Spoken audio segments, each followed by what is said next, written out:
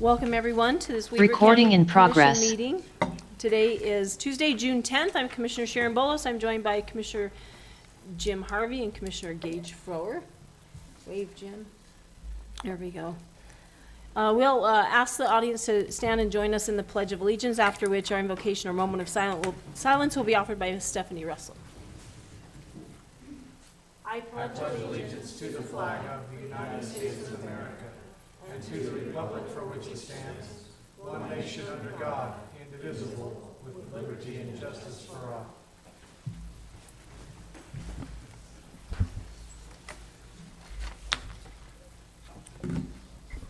Please join me in prayer. Dearest creators, we are so grateful for this opportunity today to meet as county government staff and our general public, that we might be able to have a wonderful meeting that is focused on solving some of the issues in the county and providing a realistic means of creating community and quality of life for the residents and those that visit here in Weber County. We are very grateful for all that we are given, from our talents and from our opportunities, for the camaraderie that we share with one another, and for the excellent leadership that's shown by the many elected officials and the staff that will work here in the county. We ask today that this meeting be blessed with a sense of peace and a sense of collaboration. And we pray for these things humbly in the name of Jesus Christ. Amen. Amen. Thank you, Ms. Russell. Item D is commissioner comments. Commissioners, anything to share? Yeah, I just wanted to give a shout out. I think we all attended the Meadowbrook open house last night for the 46 units that Weber County, actually through the ARPA funding, was able to purchase that property. Major improvement, I believe, for Ogden City, and major improvement for those citizens that are looking for housing. I was totally taken back by the quality, really what that building will mean to people that 30%, 40%, 55% AMI, that puts them in a facility that really they can call home. I talked about that last night, and I think it's just a great thing. And I wanted to give a shout out to, obviously, Scott Park, Chris Crockett, our staff at Weber County had a big hand in making that a reality. But I'm proud that we had a part in providing housing, critical housing, for citizens in this county and city. Yeah, it is a beautiful facility. And obviously Weber Housing Authority, Andy Beatles, and that group deserve a lot of thanks. Anyway. Thank you. Yeah, it's beautiful. I would only hope, I wanted to bring that up too, I would only hope and echo that when people say, well, government doesn't do enough, there wasn't enough of those people who make those comments there last night, because that was just the finish for what they got, and the smart how it was done, and the layouts. They have a great, safe place to better their lives. And, for that group, and it made me proud to be a resident of this county, to be a part of, and certainly want to thank all those who made a part of that happen, because that's the right thing for government to use those types of funds for to do. So it was great. It really was. And if you look at what that property had on it prior to this, I don't think anybody can't say that's a major improvement from. Oh. Yeah, so I think we know what was there before. I would hope Ogden City would have similar thoughts, that this was actually a good thing for them. Yep. I'm hoping. Thank you, Madam Thank Chair. you both. Thank you both. I agree. It was wonderful. Okay, item E is agenda-related public comments. Comments will be taken from the audience for any items that are listed on the agenda. If there's anyone who would like to speak, we ask that you keep your comments to 3 minutes. Is there anyone who'd like to come forward at this time? Any online? Okay, we'll move to item F, a presentation, a YCC update on domestic violence services. Ms. Danette Stanger, Executive Director, welcome. Thank you so much. Are you guys comfortable if I join Zoom and share my screen?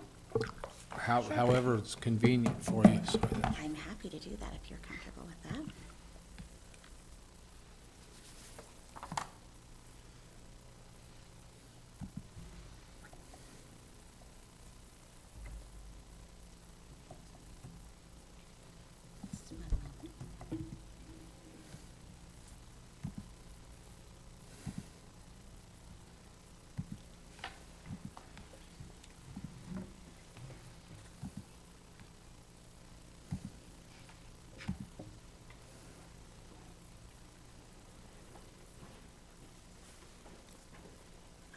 just show that I'm sharing screen. I don't know if you guys can see it or not.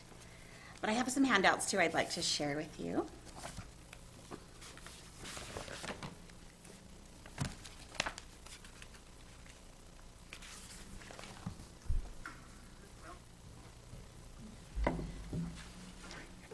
Thank you.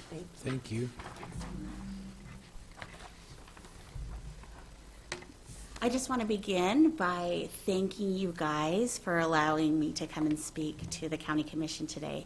YCC is entering its 80th year of being embedded here in Weber County, and we have always known and seen Weber County as one of our strongest partners and are grateful for the opportunity to serve the members of this community.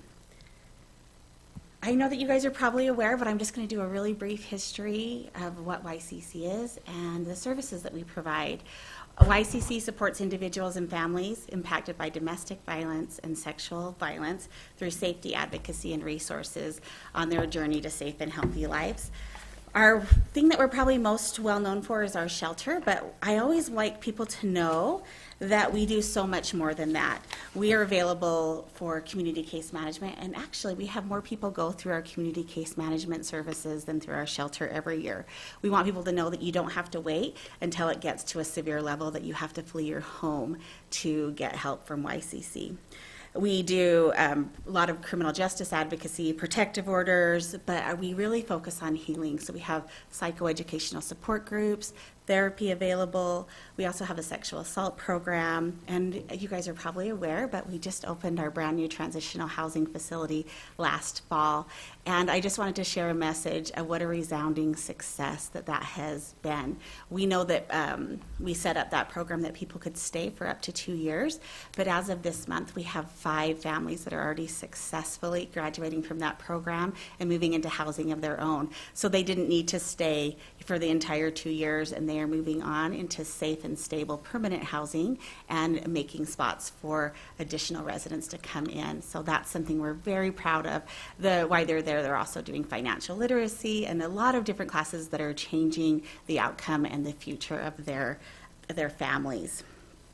We also have a child care center on site, and I like people to know that because child care is a scarce resource sometimes, and child care is available for people that don't necessarily need YCC services. We're available to anyone in the community, but they do respite care for people in shelter, and a lot of our clients that come through our programs then use our child care center as they go on to gain employment and move on into the community. So today I wanted to give you an update on some changes and some growth that we've seen in Weber County. You guys are probably aware, but in the 2023 legislature, the Senate passed SB 117, which was the lethality assessment protocol. What that did was mandated that all law enforcement agencies in the state of Utah are to use the LAP, is what it's called, when responding to domestic violence incident. It's a standardized tool used by officers on scene to assess whether a victim is at high risk of being seriously harmed or killed by their partner. Victims who screen it as high danger are immediately connected to the local domestic violence service provider, that's YCC here in Weber County, for safety, planning, shelter, and advocacy. So it really helps law enforcement identify and intervene in the most dangerous domestic violence cases, and it ensures rapid, proactive connections between victims and support services. And one of the things I joined YCC as their executive director earlier this year, but I have had the honor in my career to work as a victim advocate through different courses of my, over the past about 15 years. So I've been a domestic violence advocate, I've done protective orders, I've been a sexual assault advocate before moving on to become a director. And I've personally seen how the LAP works. I was at Safe Harbor at one point when the LAP first came to Utah in about 2011, and I've seen firsthand how it impacts people's lives. There's something that happens in that interaction between law enforcement and the victims on scene that really connects with people. I have had numerous people that have been victims of domestic violence say, my mom's been telling me for years I need help, I've known it myself, but then this police officer told me that he was really worried about me. And people that have experienced the types of events that I have been killed, and it just made me realize that it was like a turning point for me in my life where I realized I needed help. I believe so strongly in the LAP, and I'm so glad that Weber County does the LAP to Fidelity. One of the things about the LAP, and we'll talk about this some more, but other places in Utah, they have seen a huge increase in the numbers of LAPs, and YCC has seen a 25% increase, but that's because Weber County was already strong partners. We only brought on a couple new agencies. We have been doing the LAP here in Weber County for many years, and it's been so successful. We worked through the bumps when it came to Utah, and it was brand new. Many of our law enforcement partners in Weber County were the first to join on when it was by choice before it became mandated by law. I also want to share some changes that have happened. So that was in the 2023 legislative session that the LAP was passed. And then last year, we had seen, like I mentioned, YCC had seen a 25% increase, but all of the domestic violence service providers went together to the legislature to ask for support to pay for these increased demand on services. Representative Benyon ran the request, and it was seen in the Social Services Appropriation Committee.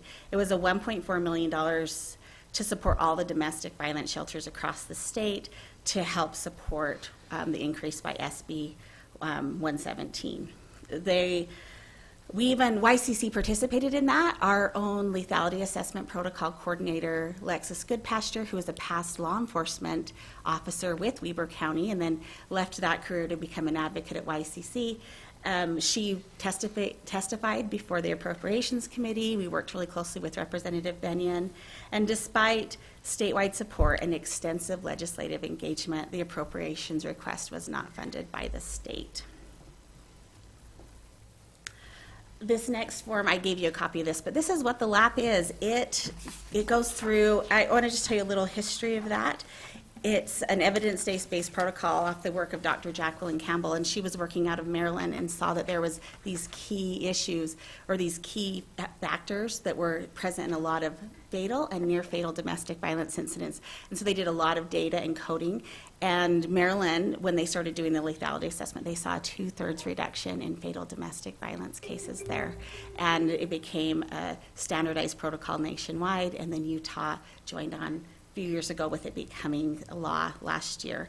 But it's interesting, some of the questions, you can look over that. It's strangulation is a really big key indicator of fatal domestic violence, but there's also some things like if the abuser has access to a firearm, if there are children in the home present that are not the abuser's children. There's a lot of, and so if they screen in with one of the top sections for high danger, they're immediately categorized as high danger, or if they do 4 of the below questions. So it's this is for intimate partner domestic violence, not for siblings or roommates or anything like that. This is based on intimate partner domestic violence.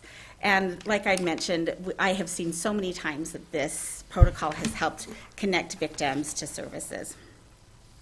One of the things that we've seen is that the number of referrals that have come in have increased, but also the number of high danger referrals has increased. But 61% of the calls that we get in are people that we've never spoken to before.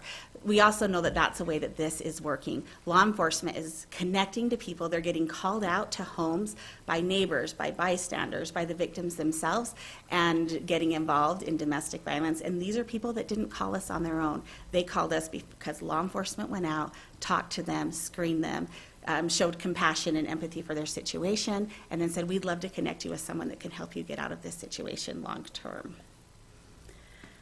As you guys are well aware, Ogden City is our largest population here in Weber County, and so likewise, a large percentage of our lethality assessment protocols come from Ogden City. We do have a really great MOU with Ogden City where they contribute $35,000 a year to YCC to help support the calls from the lab.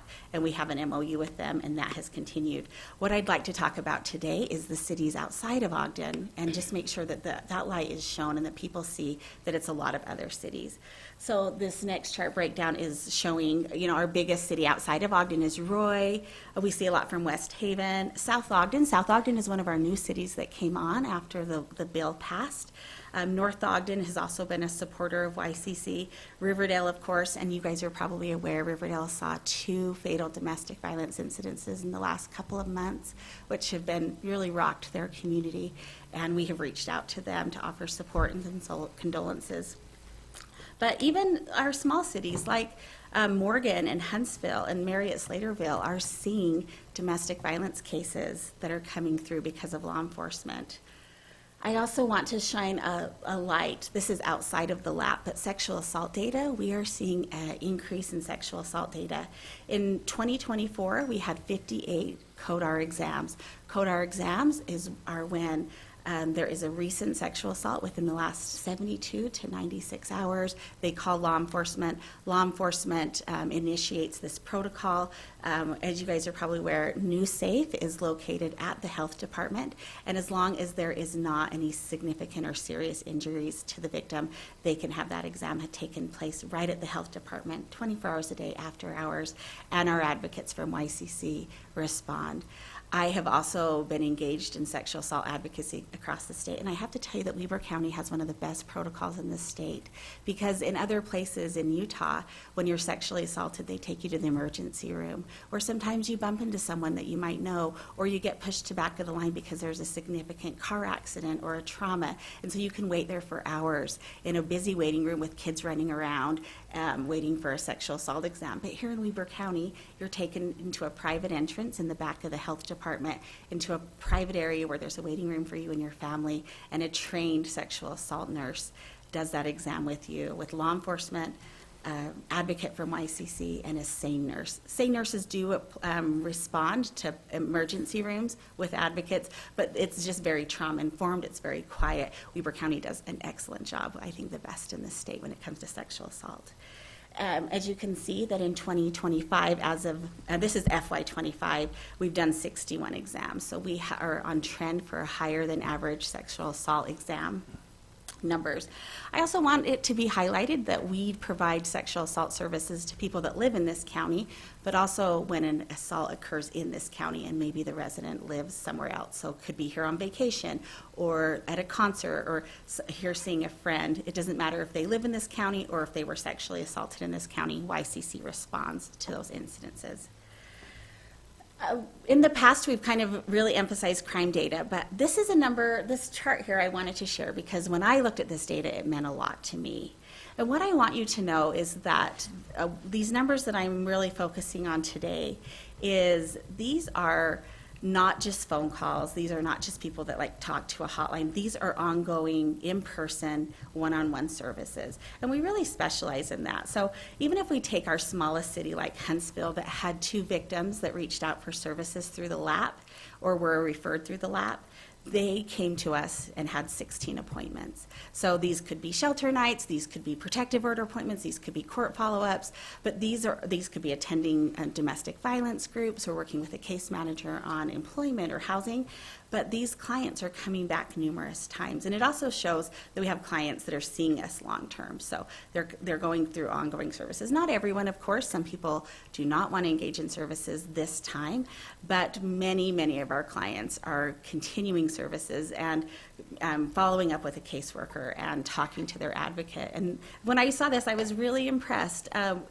It looks, some of the raw data says people come in for about 10 appointments, but there's definitely cities that are seeing far more follow-ups per capita than that. But it really goes to show that we are there not just in that incident, the night of the domestic violence, but we are supporting these individuals long-term, trying to help them out of these really difficult and dangerous situations. So we are your LAP partners. We are partners with every law enforcement, the sheriffs, unincorporated Weber County, all of the major cities. We are committed to being there to show up and support our law enforcement partners no matter what. We provide services out, and many law enforcement partners do have advocates. Advocates within law enforcement are kind of a bridge between the victim and the detective, or the victim and the prosecutor, and they do valuable services. We have wonderful relationships with those advocates. The kind of advocacy we provide is unduplicated, and it is, even if you could put people in a hotel, our shelter is safe, it's secure, we provide food, shelter, clothing, case management, and then that ongoing support where law enforcement partners often have to kind of end that interaction once the case is closed or has been adjudicated. But we will work with victims for free and ongoing as long as they need us. We will continue to provide that LAP training, victim services support for victims. We're available 24 hours, 365 days a week. On Christmas morning, there's an advocate from YCC that will respond out if there's an incident anywhere in this entire county. And of course, we're very embedded in the courts. We have a great relationship with the Second District Court. Our advocates that are there every Monday and Wednesday sitting next to people in protective order court. And we, of course, we do shelter. We hope that this continued support will decrease the number of repeat responses by law enforcement, and therefore decreasing the financial burden of that on your law enforcement. We want to support victims so we can decrease the number of assaults and homicides. And we know that the time immediately after someone leaves their abuser is the most dangerous time for a victim.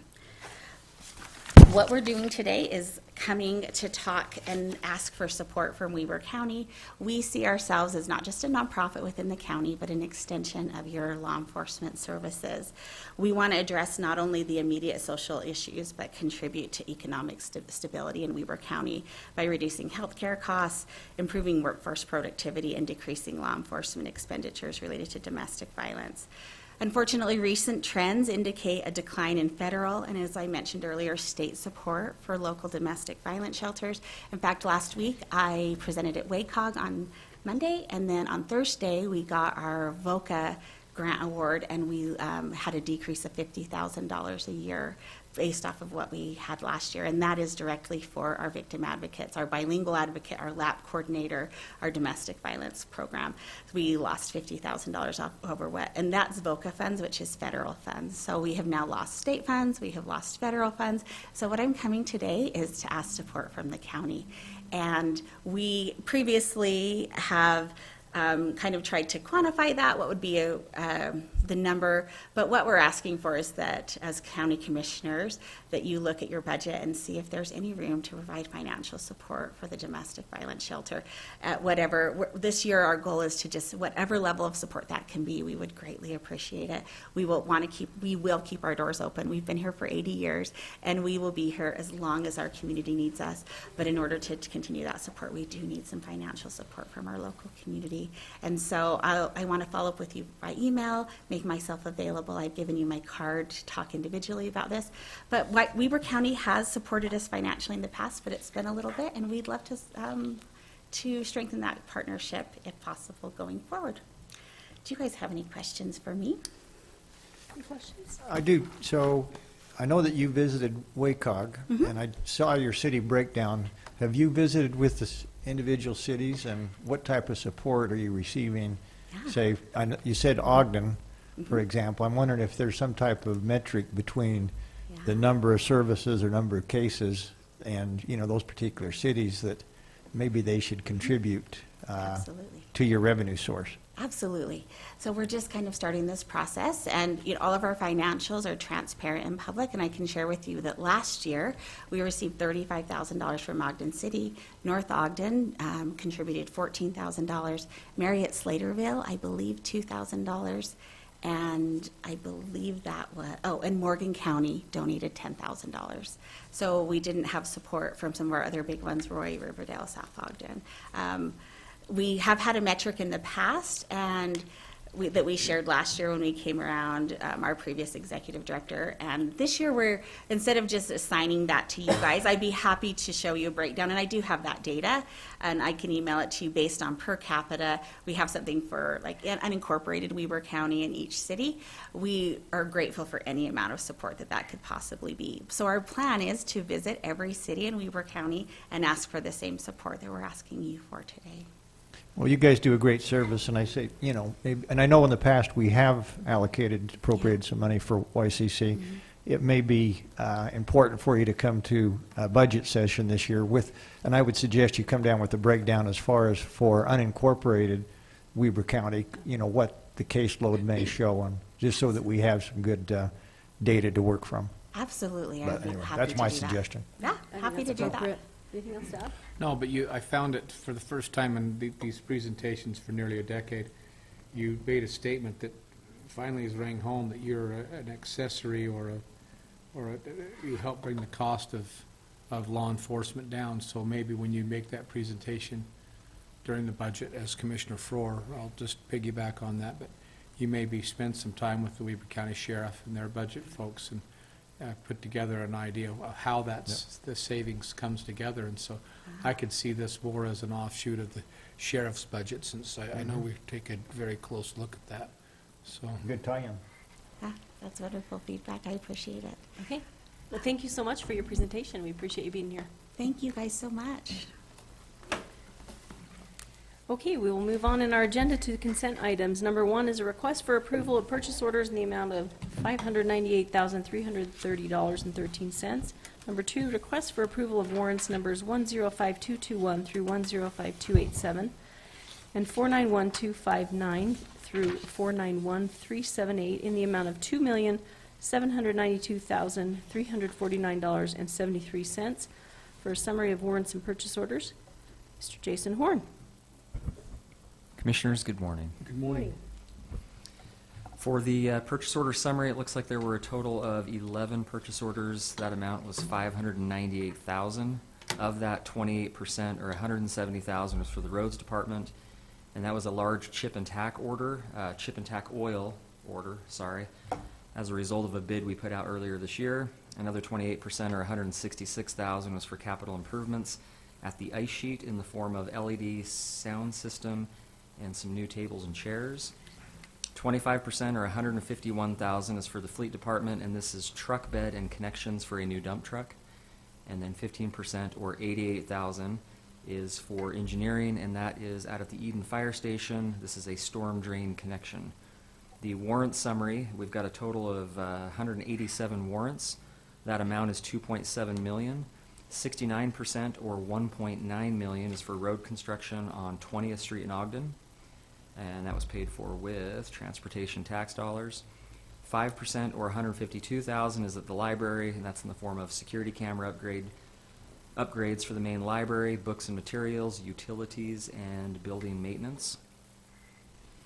The top 5 vendor payouts were: number 1, Ogden City Corporation for $1.9 million. 2 is Anderson Asphalt LLC for $133,000. 3 is Pro Edge Technology LLC for $80,000. Number 4 is Resolution AV LLC for $55,000. And number 5 is for Premier Vehicle Installation at $47,000. Are there any questions that I might be able to help you with? Any questions? None for me. Thank you, for that. Madam Chair. All righty, thank you. Yep. Number 4, a request for approval of minutes for the meeting held on June 3rd, 2025. Number 5, request for approval of a release of deferral agreement on the 2700 North at 1543 and 1525 West because curb, sidewalk, and pavement improvements have been met. Number 6, request for approval of renewal of a contract by and between Weber County and Multi-County Appraisal Trust, MCAT, for assistance with the development of a statewide personal property tax system. Number 7, request for approval of a local transportation funding agreement by and between Weber County and South Ogden City to establish terms related to the 40th Street Project Phase 2. Number 8, request for approval of a local transportation funding agreement by and between Weber County and North Ogden City to establish terms related to the North Ogden City Mountain Road Corridor Preservation Project. Number 9, request for approval of a transportation and land use connection consultant agreement by and between Weber County and Wasatch Front Regional to hire Avenue Consultants to assist with the 3-Gate Trail project. Any questions or comments? If not, I'm ready for a motion. Madam Chair, I'll make a motion that we approve the consent items. Today is listed under item G is like Gulf 1 through including 9, just with a little comment. Really glad to see that we've got the 3-Gate Trail project moving forward. with the WFRC. That's will be a big, huge year for Weber County. Okay, I have a motion. And I'll second that and agree 100% with the comments of Commissioner Harvey. That Three Gate Trail is a project we've been working on for a couple of years, and it's great to see it move forward. Stephanie Russell did a good job with that. Okay, I have a motion and a second. All in favor? Aye. Aye, motion carries. Item H, action items. Number 1, request for approval of the first reading of fee ordinance amendments relating to the Weber County Transfer Station. Mr. Sean Wilkinson. Welcome. Thank you. Good morning, Commissioners. We are before you with another update to the fee ordinance for the transfer station. This time, this is to increase the tipping fee for general waste and construction and demolition waste from $50 to $52.24 per ton. So an increase this year. We did not have an increase last year, so this would be the increase for the last 2 years.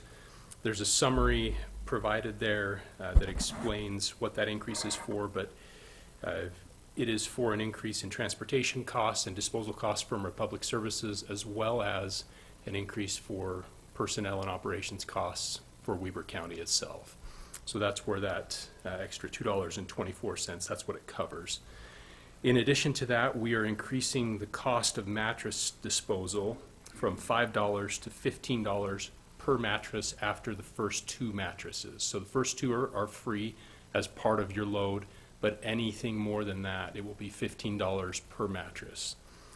And then we are increasing the cost of the delivery fee for our compost and wood products. So we do offer a delivery service, and there are 2 different categories. One is for basically anything in Weber County west of the mountains, and then there's a higher fee for the Ogden Valley and anything out of county that we choose to serve.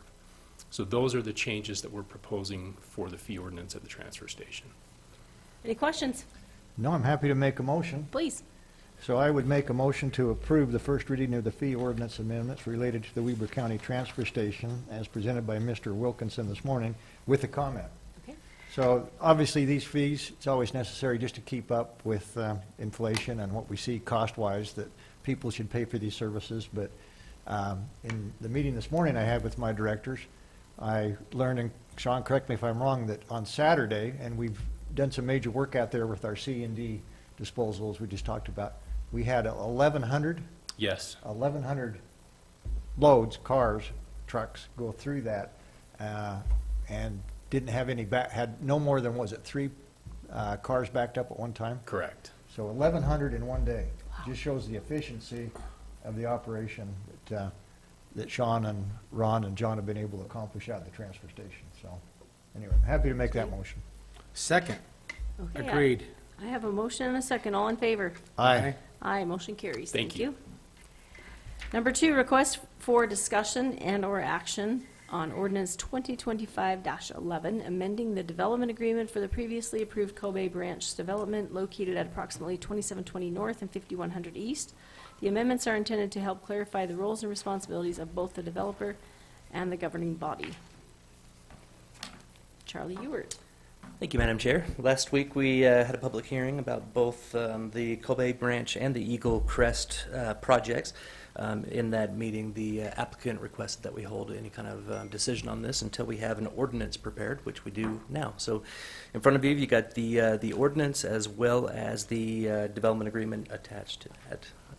Happy to go into more detail if you have any more questions, but if you don't, I'm happy to sit down too. Are you speaking for both of them, or do you want, we'll take the vote separately, but I'm happy to do a separate one for each, but they're both pretty They're much both the the same same. thing, just site just specific. asking if you had anything to add on Eagle Crest, so it sounds like not. Nothing more. Any questions for None Mr. for Ewert? me. If not, then I'm ready for a motion on that ordinance.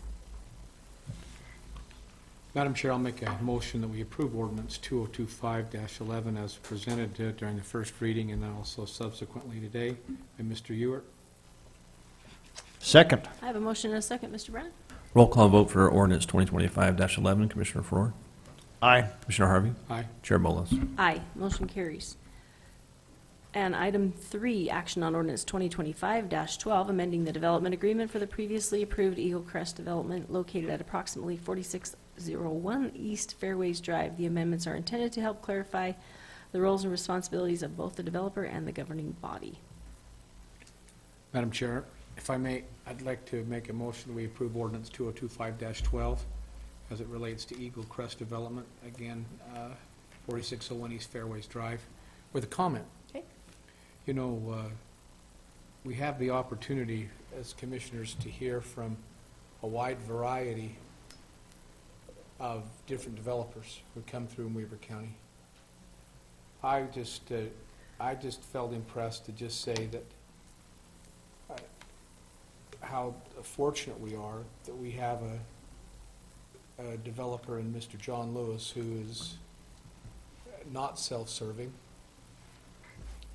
who is a man of character, kindness. He knows how to treat people well. He knows how to treat our staff well.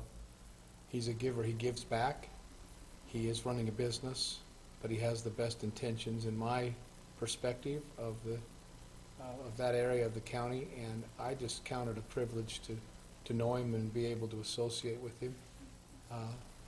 I appreciate who he is as a man and who he is as a human being, and just to find it refreshing to meet someone of that caliber and quality. And I just wanted to say that. Thank you. But that's my motion. Thank you.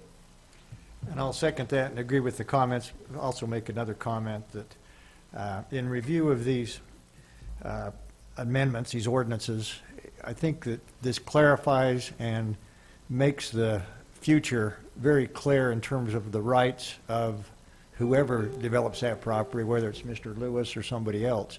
But paints a clear picture that these ordinances, these development agreements are put into force to make sure that the best interest of the public is served and the general plan of the county is followed as directed by our planning staff. So the slight modifications made to the development agreements, I think, clarify and hopefully will make sure that the people for the new city up there have a clear picture of what the intent of these development agreements are, and that they should follow those development agreements to the T.